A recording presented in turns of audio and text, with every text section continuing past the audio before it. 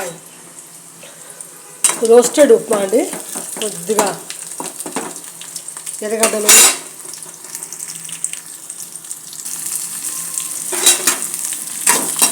Single కదా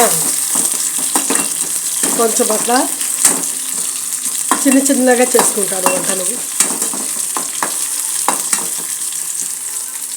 బాగా roast చేస్తున్నాను.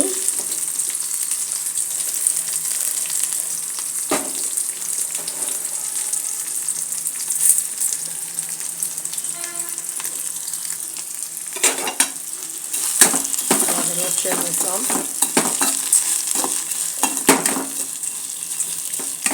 నూనె ఎక్కువైపోయినట్టు లేదు, వేసింది ఒక చెంచానే కానీ ఎక్కువైపోయింది.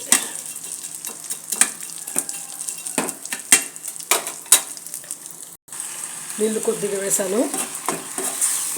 సేమియా ఆల్రెడీ రోస్ట్ అయ్యి ఉన్నాయి. ఇంకా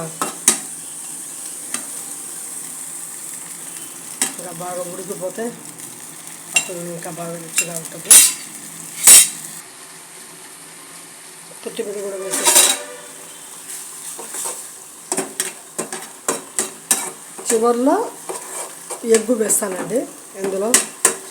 అప్పుడే ఈ రోస్టర్కి ఎగ్ వేస్తేనే రుచికరంగా ఉంటాయి.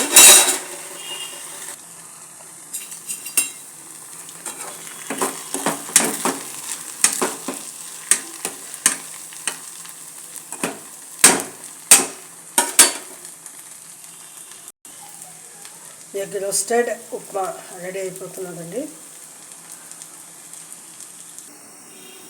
ఎగ్ రోస్టెడ్ ఉప్మా రెడీ అండి. ఇప్పుడు హాయిగా దీన్ని పప్పుల పొడితో కానీ ఊరగాయతో కానీ వేసుకొని హాయిగా తినచ్చు.